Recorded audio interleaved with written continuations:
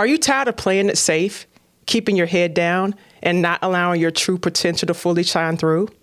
You know there's a bigger calling on your life, but you're struggling with just how to get there. Tune in as I hang out with the amazing Dr. Gigi Hamilton, the game changer, as she shares her journey, her insights, and her passions on how for us to unlock our strengths and take advantage of our true positive potential. Hey, Mental Fitness Matters family. Welcome to today's show. I am super pumped. I have the amazing Dr. Gigi Hamilton back on the show with me today. And if you're just tuning in for the Mental Fitness Matters podcast for the very first time, my name is Tracy Austin. I'm a licensed clinical mental health professional, and Dr. Gigi Hamilton is changing the game. She is a phenomenal woman, and especially this month, I cannot wait to share her journey, her stories with us, because she's doing so many things for so many people. Her expertise is incredible. So today we're going to talk through how do we navigate through our mental health, but how do we elevate our game if we're stuck in our positions, if we're stuck in our life, if we're stuck on our journey. She is somebody that can provide some expertise on how to unlock your true potential and get unstuck. Dr. Gigi Hamilton has over 25 years of experience in her career working with children and adults. She's an organizational psychologist, a licensed mental health counselor, and she specializes in building emotional health and relationships. Dr. Gigi Hamilton, welcome back to the Mental Fitness Matters show. It's always so good to spend some time with you, my friend. Thank you so much. It's a pleasure to be here. I love coming to talk with you all the time as well, Tracy. Thank you. Oh, well, please just start us off. I would love to spend some time just from the beginning for you. Tell us a little bit about who you are. I just kind of gave your credentials as an organizational psychologist, licensed mental health clinician. Let's talk through your journey and what's led you here. Oh, I love this. As a clinician, when a client first comes in and, we're having our initial session, I have to give this overview so people would feel comfortable.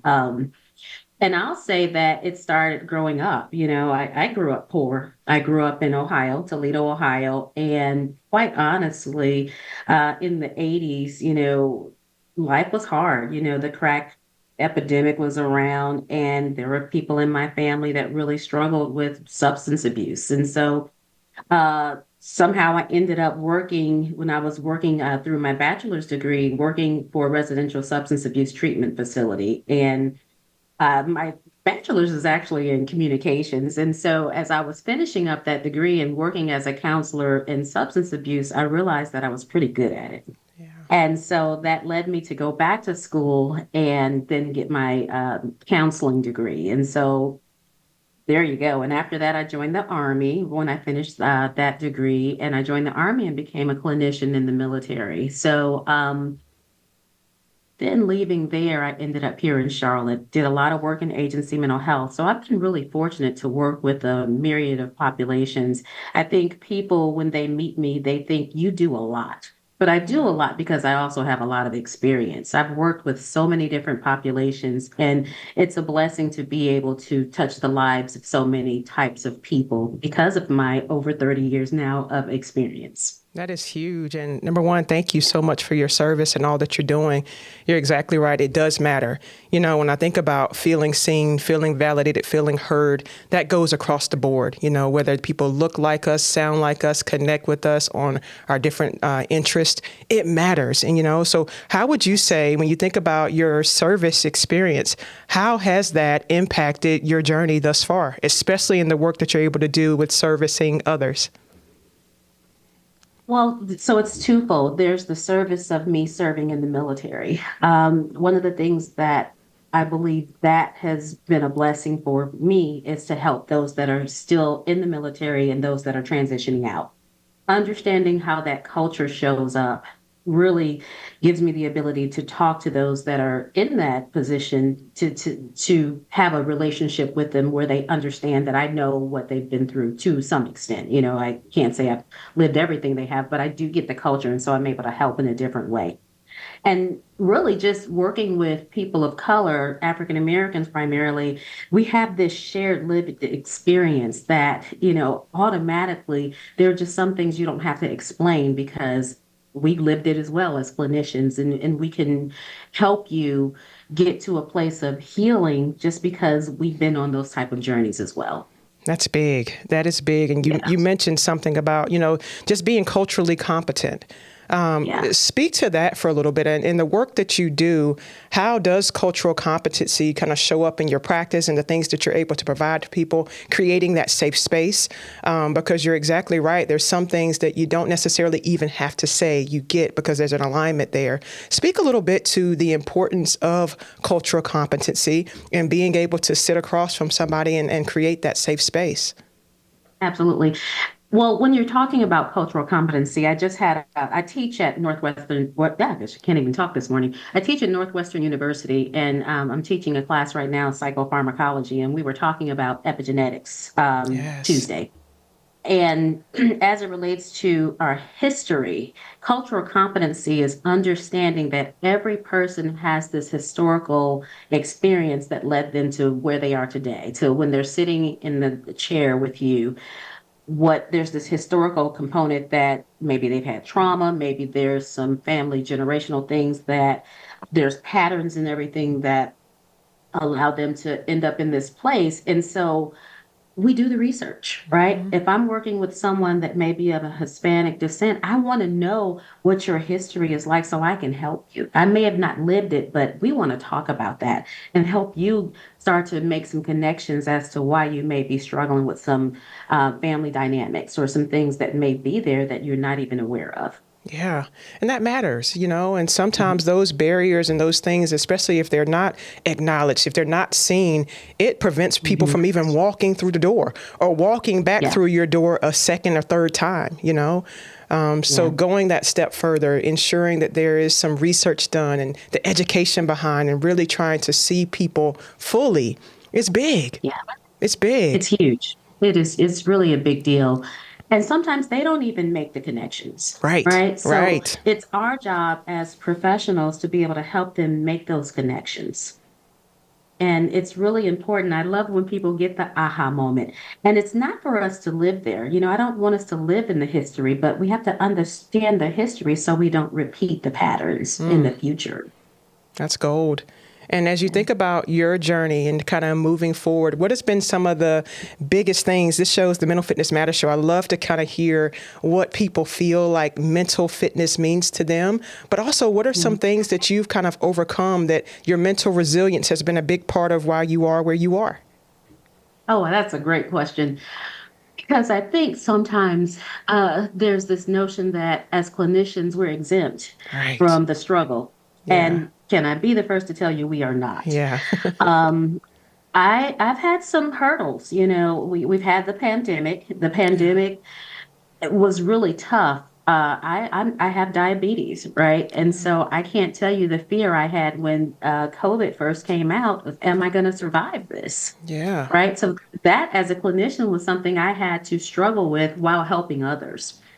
And I've since had COVID twice now, and I've been okay, but I also had to make some decisions about my own health as it relates to mental health fitness, because I didn't want that to be a barrier in my life, worrying about if I can get some type of flu or something and it may end up in my demise. That's a problem. Right. So as it relates to mental fitness, I made a decision. Being in the military, I have a lot of medical problems, right? So I love to. People will see on my social media. You always see me doing some type of workout program, and it changes. And it's changed. What they don't know is it's changed over time because I have all these injuries. Hmm. So I would ride my bike, I would get injured on my bike, it's all these things. But the reason I'm talking about that as it relates to mental fitness is because you always have to figure out what's next. What's the Yeah. best thing that's going to help you next? And so I ended up landing on now doing this virtual reality boxing, and I dance in there, and there's fighting aliens in space. And when I tell you it was a game changer, I tell you for women or even for men, it's the cheat code to working out. Yes. Absolutely the cheat code. I absolutely love it.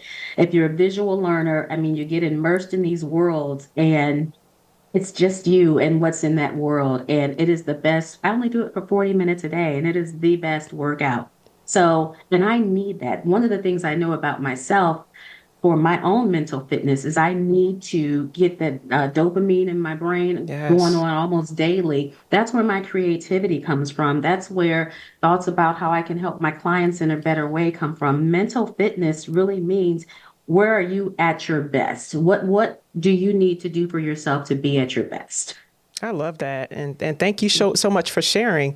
And I think that's Mhm. huge. We were just kind of speaking of a mind body connection there, how your physical fitness really kind of enhances and optimizes your mental fitness and mental health.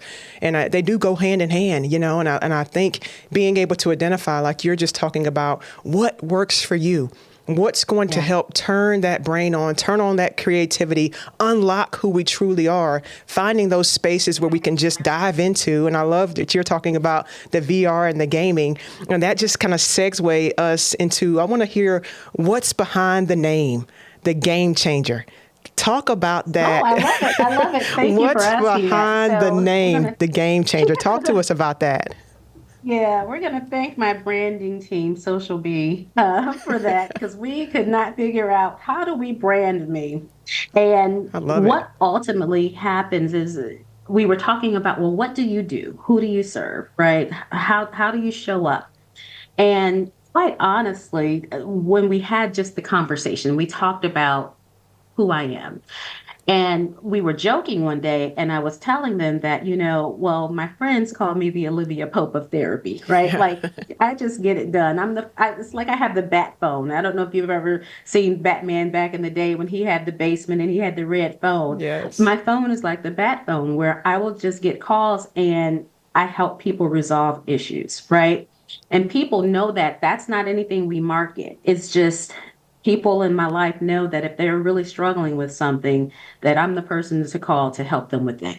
But as we were trying to figure out how to do the branding, we were talking about the fact that I work with professional athletes, that really I am a change agent. And ultimately, based on all of the dynamics of my, experience, the game changer made the most sense because as we were talking about it, we had did a training. I was speaking in New Orleans, and when we were there, and people were just like, "You've changed the way I see the world in just one conversation," and so that's where the game changer came from.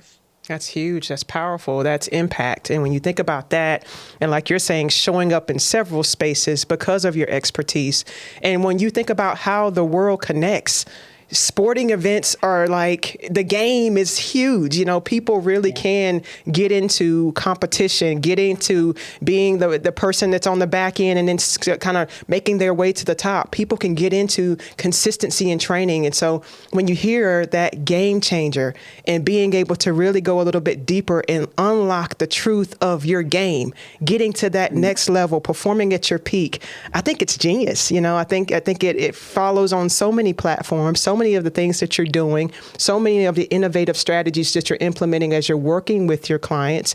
What are you noticing the most has been your biggest impact when you're coming in from that perspective of changing your game, elevating your game, and unlocking your truth? How has that been beneficial as you're working with the clients that you serve?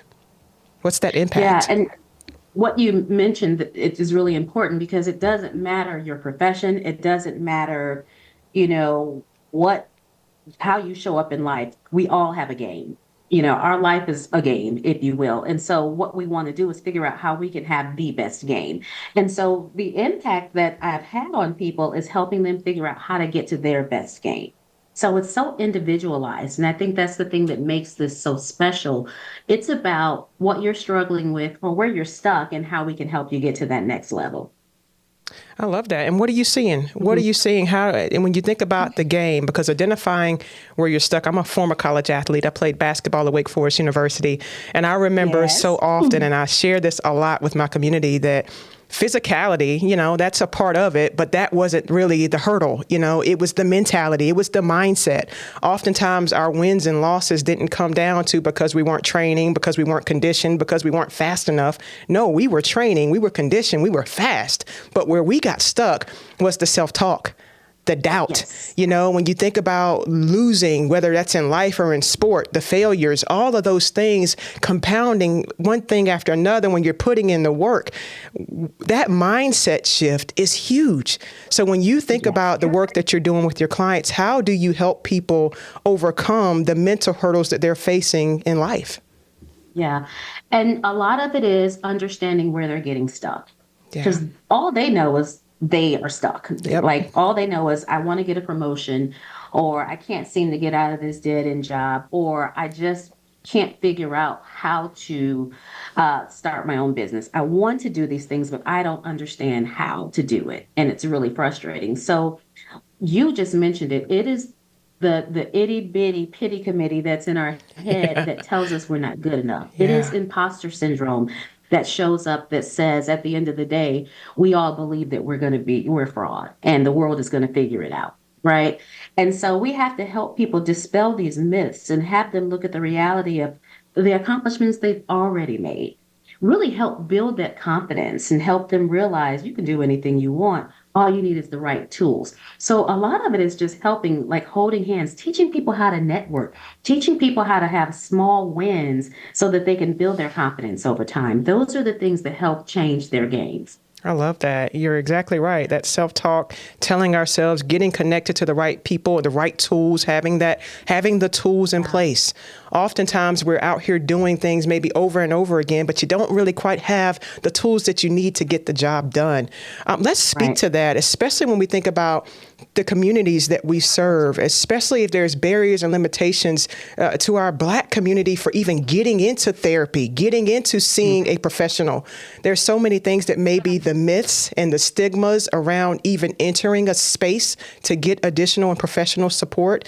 How do we shift that mindset to say and to talk about it in a platform like we're doing now, just shifting your game, unlocking your tools, unlocking your potential? How do we help people that may be hesitant or resistant to even seeking support make that mind shift and say, you know what, I might can benefit from a coach, a professional, a Yeah. little guided intervention? Yeah. So to me, it goes back to that historical component.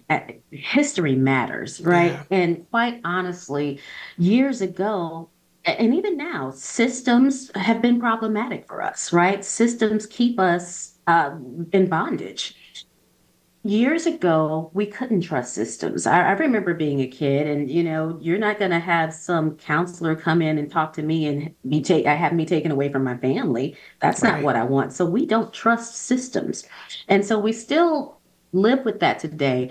And I always tell a lot of my clients until they let us into the schools and start getting these degrees as counselors. Now you got this new unique blend of now we have the clinical expertise, but we also have the lived experience. So we get that we have to be careful with what we say in public and things like that. So I think the other component of this is just normalizing the conversation. Yeah. When I do a lot of presentations, I talk about how you don't even have to have an issue coming into therapy, but if you just want to have a better life and you want to figure out how to improve on what you're already doing, just come in and have those conversations so you can live your best life.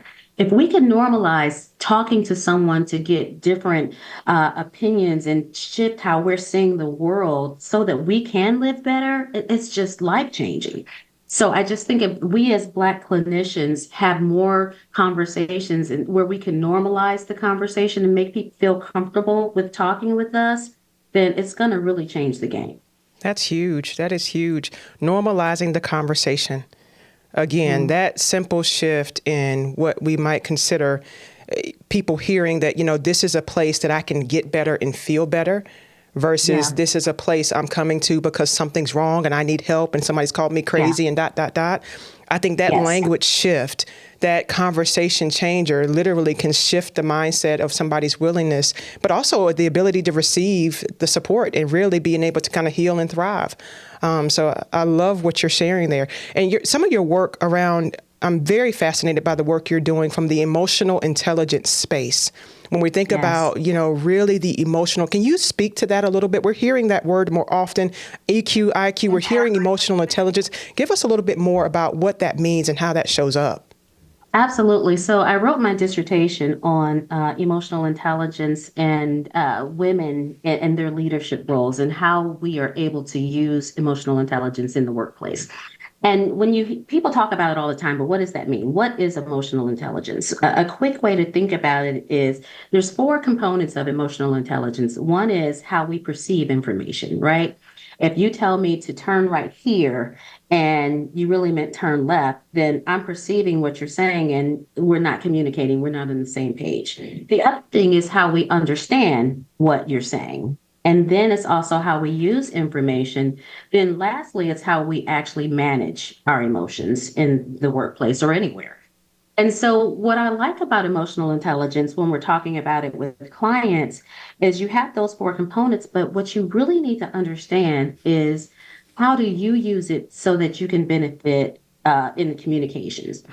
And what I find is that we have to be careful because so many stereotypes for people of color, we don't get the ability to truly use our emotions in the workplace. Because if we have a tendency to kind of get loud when we're passionate about something, that can be seen as we're aggressive, we're, angry Black women. So we have to understand how to manage our emotions more than anything.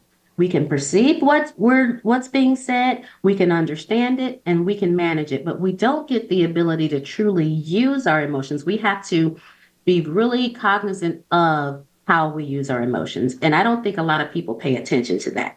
It's really easy to say, well, I'm just passionate, but you also have to be really careful about how you're being labeled too. So we just have to have this higher level of caution as it relates to how we use our emotions.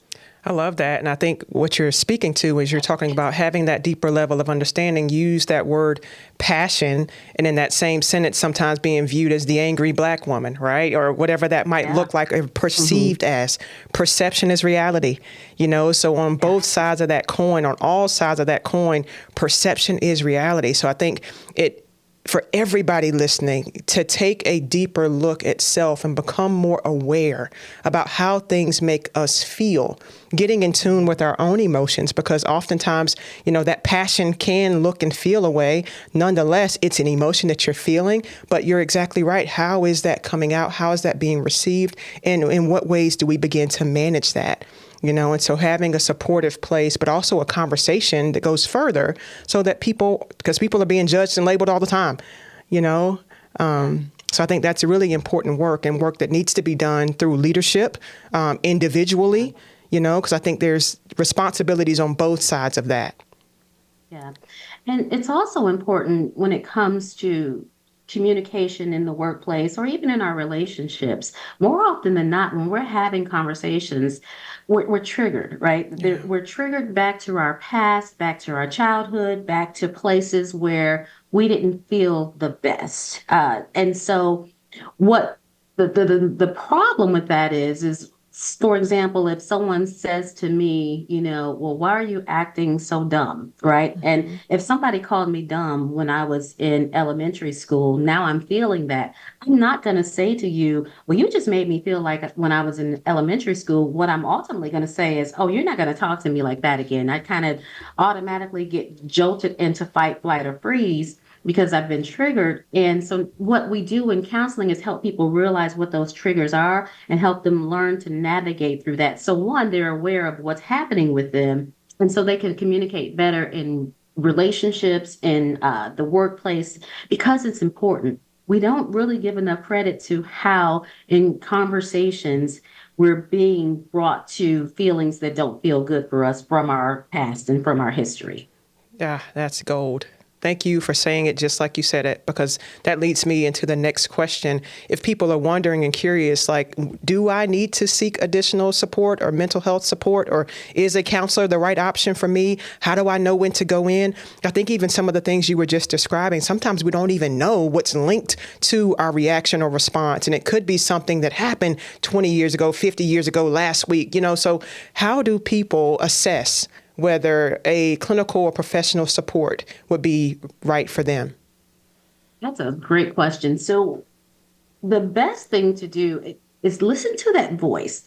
You can talk to your friends all day long. We all know that when we are by ourselves and we have that quiet time, there's a voice that's telling us, "Ooh, I probably shouldn't have yelled at that person. Maybe I should apologize." Where we're really having this assessment with ourselves, but there just may be this place where it's like, well, how do I do this different? And you just don't know. Or these themes and patterns keep coming up for you, where people may say you're selfish, or they may say all these different things about you, and you don't want to really own that, but somewhere down deep down inside, this really may be true. How do I do this differently? How do I have better relationships? And so that is a perfect place to sign up for therapy, right? To have some conversations to kind of work through, well, I don't know why this is happening, but it keeps coming up in my life. Right. So think about the themes and patterns. That People will kind of tell you, well, you seem awfully selfish, or you don't seem like you're giving me enough time in my life. Just different things. And it's really important that you are talking to a therapist. And Tracy, you actually had a good question, because I also provide coaching, personal and professional development coaching. When do you know which one to go to? Do you get therapy or do you get coaching? Coaching is great if you're thinking about how to progress in your professional career. Counseling is really important when you're really interested in trying to figure out how to improve yourself. How do you get better from a personal perspective in your life? How do you grow? How do you change? How do you even challenge yourself to, deal with if you're having anxiety, if you're having stress, if you're having some depression sometimes, if you realize that your moods fluctuate quite a bit, that's more for counseling. But if you're in a place where you just really want to get to a better place professionally in life, where you actually want to have the ability to start your own business, or you just can't figure out how to get that promotion, that's where coaching is important. So they're very different things. Thank you for diving into that, though, and explaining that, separating the two, and kind of helping people understand where they may fit in all of it. And so you might have people in both places. They're the coach and the player. They're the executive, and they also need some additional support. And so being able to kind of hear yourself as the whole person and see yourself as the whole person. That's why I love your tag, the game changer, because there's so many quarters in a game. There's so many seasons of life. There's so many moments in a play that this is a game of life. It's not just about start and finish. This is a game of life. There's going to be highs and lows and ups and downs. And at each part of this journey, it's going to require a different level of us. And so having the tools, as you mentioned, in the toolbox, having the people and supports, as you mentioned, along the way, can really help change the narrative, change how you see, change your perspective, but also change your ability to show up for yourself and the community that you serve. So I think it's huge. Yeah. And, research shows that we change every 7 years. Yeah. Right. Life would be boring if we stayed the same. Yeah, right? I feel like we change every day. I agree. Look. It depends on the moon. It depends on what side of the bed we wake up on. You're absolutely right. But what I will say, it wouldn't be, really odd if you have both a coach and a counselor. Right. Right. Think about it. We may have a general practitioner that we go see, and we might have a chiropractor. Yes. Right. They work on different things. So if you really want to have, and this as an athlete, if you want to have the best ability to do your very best, you need the right tools. Yes. And these are the right tools that people aren't talking about. Absolutely. Right? We all need help getting out of our own way. Mm-hmm. We Absolutely. And you're exactly right. I think the biggest unlock and the hack that I'm noticing and that I'm taking advantage of is that I'm more than just physical body, right? There's a spirit me, there's a mental me, there's all of these components of who I am. And the more that I'm learning, the more that I'm growing, the more that I'm out doing the work, but also serving others, it's not just about taking care of one part of you. And when you begin to realize that one part of you is connected to the next part of you and the next part of you, there's a whole shift that begins to take place when we really begin to take care of ourselves fully And oftentimes we don't know what we don't know. You know, we learn a little Yeah. bit and then we go and then we learn a little bit more and then something traumatic might happen and it's like, oh, whoa, that comes to light, you know. So you're exactly right. You might be seeing a therapist, you might be seeing a chiropractor, you might be going to yoga, you might be seeing an acupuncturist, you might be doing neurofeedback Yeah. training. There's a whole world of healing, of wellness that's out here and available to us. And so being able to be open, keeping that mindset open, and if there is some resistance and hesitancy, do a little deeper dive into what are the blocks. You know, what are the Yeah. things in the midst that you may have heard before that are keeping you stuck? And are you ready to be unstuck?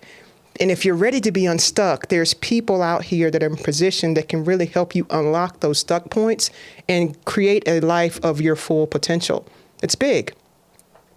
It is. And I'll tell you one interesting thing that I do. I have a 20-year-old son, and I have him, I'm visual, so I need to write things down. So I have him in his room. He has a whiteboard, and on that whiteboard, we have physical, emotional, spiritual, and financial. And those are the areas in life where daily you should be checking to see if you're on point with where you want to be. I love that. Maybe one day you're off. If you're having an off day, you need to look at that board and see what's missing, what's the deficit, getting attacked, right?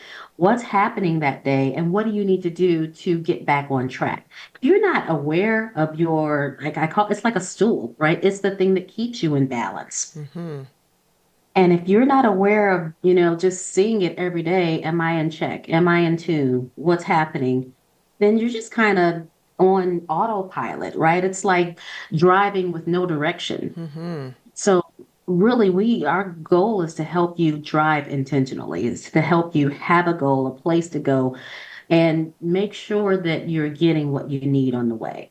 I love that. And that was gonna lead me into the question about, do you have any tips or strategies you can share for helping people get more intentional about that? But I love that visual component. You know, you're setting some things up from every area of life and making sure that you're tapping into that, seeing it, connecting with it, being intentional. I love that word, intentional. Yeah. It's if we're not intentional, and we're floundering. We're just Yep. out here, let whatever happen to us happen. That's a trip. I don't even have a clinical word for it. We have to really decide every day. I am intentional. I have a whiteboard in my room too, Yeah. right? And my to-do list is on mine. And I have to be intentional to make sure, like, as a matter of fact, we're like on February 8th, and I went and I looked at my whiteboard on my way to bed last night, and I was like, girl, it's time for you to do your February board. Mine still is on January, but I just hit everything on my to-do list because it's always there. That's huge. I love Yeah, it that. is. Yeah, I it's pretty love that. cool. Yeah. And finding the systems that work for you. You said out Yes. loud, you're visual. Somebody else may Hmm. need to kind of feel it, connect with it, write it down, journal, whatever your thing is. Somebody might Exactly. need to get into the boxing or running or whatever it is that makes you feel Hmm. like you're turned on and you're getting something done and you're being productive. You feel good about yourself. Lean into that. Don't ignore Yeah. that thing. Yeah, Listen. I used to, being in the army, I used to be so jealous because, people get runner's high. Yeah. Well, I ran all the time. I'm not the best runner, which is why my knees are all jacked up. But I never got runner's high, right? But I get a high when I ride my bike, and I'm getting a high on this. I get a high when I'm in the gym lifting weights. I can't do that as much as I used to, but I found my high, right? Yeah. And now I'm getting my high as I'm, doing this virtual reality workout. The high means that you get this extra connection that you're supposed to have in the universe. It's like this private connection to the world that only you can have, right? So it's so individualized. Find your high. Maybe it's if you're painting or, it can be anything for anyone, but you have to search for it. I can't tell you about the times when you're talking about mental fitness. You see people at the top of their game, but you don't see when they struggle. You haven't heard That me talk part. about the times where I had the injuries and I couldn't work out. And I was bummed out because I can't ride my bike anymore. My orthopedic surgeon told me, "You like to ride your bike outside." He said, "I like to ride my bike too, but I need my hands to do surgery. So I ride a Peloton." Right. Right. So, Right. so you have to understand that there may be challenges, but you have to be able to make the shift. And there may be an emotional transition in that, but you have to search for it. And it goes back to intention. Yeah. You have to find something. And if you don't try different things, you'll never get there. Love it. Love it. Love it. And Mhm. circling back to your high, speak to us a little bit about where Dr. Gigi is now. What's her next elevation? What are you working on? You're doing so many incredible things in the gaming space, but just in overall, what's your next high or next elevation? Where are you? And where are you So going? I feel like I was born to change the world. Yeah. And I know I didn't used to be comfortable saying that, That's but I really powerful. do feel Yes. like God put me on this earth to have some trials and tribulations early on so I could understand people, but also so I can make an impact. Right. And so to answer your question, there's a couple of things on the horizon. My son is a professional gamer, Yes. and I ended up as a parent getting into the gaming arena, start to educate parents on the uh, world of gaming and how we have to have this paradigm shift. And I said this in another video that I did. I was the parent that was yelling at my son, "You better go wash those dishes," right? And get off that game. Little did I know that he was really using all of his strengths in this process. And now it's being monetized for him. But he also didn't go to college. Let me say that. And that was really hard for me because, the world says we're supposed to do this checklist and you're supposed to go to college in order to be successful or get into a trade. So, he's gaming, but as it relates to him going through this process of trying to figure out where he belongs, I've been having him go to all of these tech conferences with me. We were trying to find his way. And so, as a result of not being able to find what he needed, I ended up creating it. So, I've partnered with a gaming company and we're creating an apprenticeship program. It's And it's going to be huge. a paid apprenticeship program for young adults from the ages of 18 to 34. And we've increased the age to 34 because we're also including people in the military in that population as they're transitioning out of the military so that they can actually find jobs that are in the gaming arena, like production, game development, writing stories for games, all of these different roles. And you can actually get viable occupations and really earn, a great living at doing it. And what I found was the difference between my program and other programs is found that there's a lot of tech apprenticeship programs out there now, but you need to know what you want to do. You need to know that you have to know that you want to do cybersecurity. I know that I want to go into coding. Well, what I'm finding is that the young adults don't know. Right. And so as they don't know, I'm like, well, let's give them the ability to explore. And that was the thing that was missing. And so as it relates to that, our program will give you the ability to have four choices and you get a month to explore each of those roles. And then you get to pick what you want to do.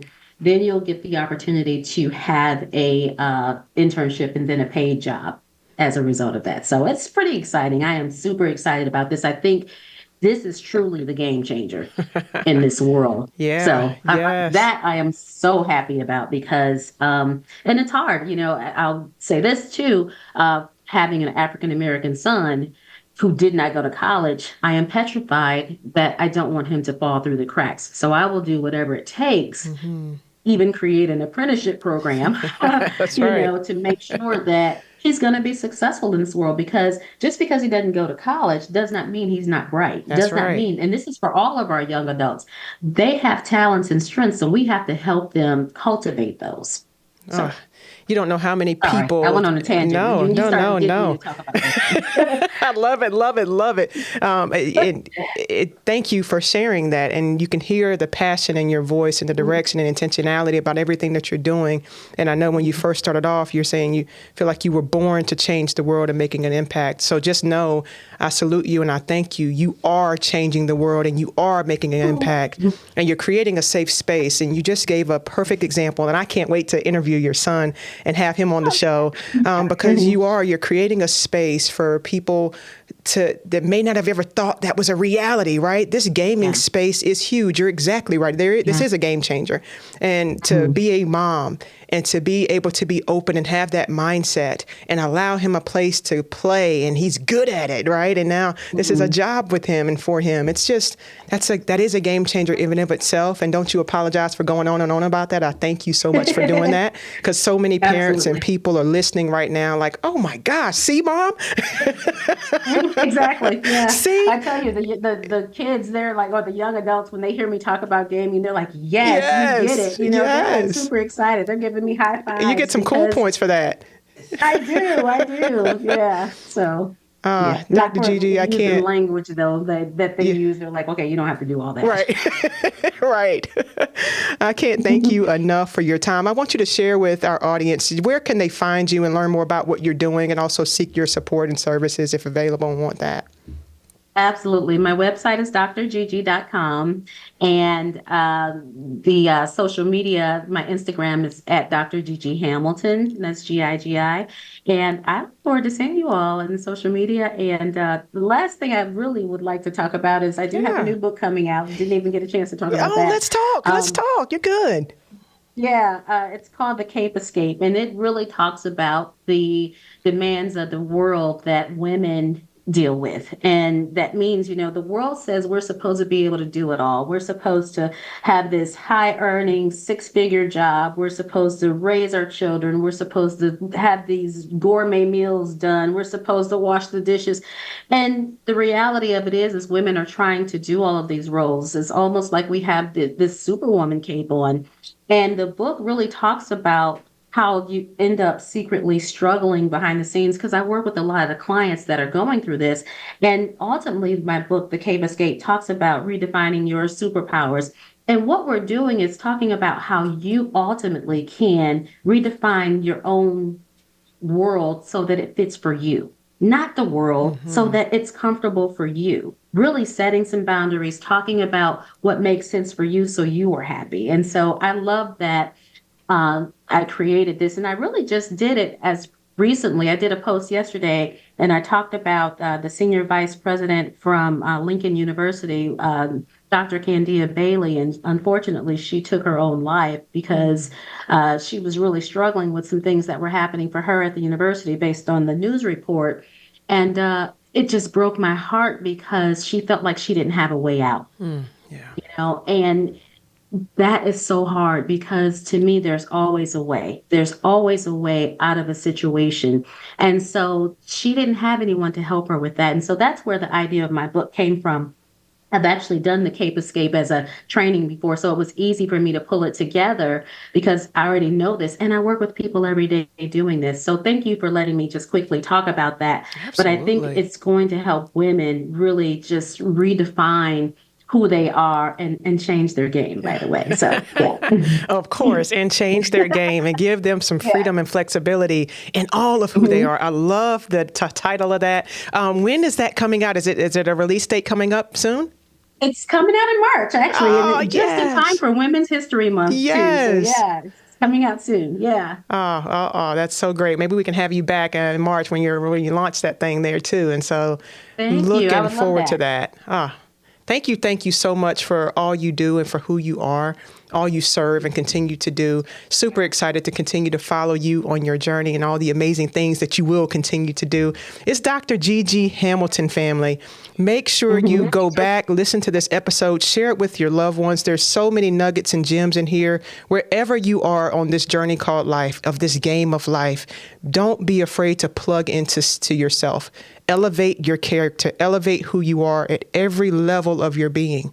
There's so much more to us than just what we see. And there's so many parts of us that need to be nurtured and healed. And there's people on your journey and your path that can do those things. And so I can't thank you enough for your time and all that you are and all that you do. And I want my Mental Fitness Matters community to go out and shine bright like the stars that we are. I can't wait to see y'all soon. Thanks for tuning in to this episode of Mental Fitness Matters. Be sure to subscribe wherever you heard this podcast so you never miss a future episode. If you found value in today's show, please share it with others. For more information or to connect with Tracy, you can visit her online and on Instagram at tracyalston.com and on LinkedIn and Facebook at Tracy Alston. Thanks again for listening, and we'll see you next time.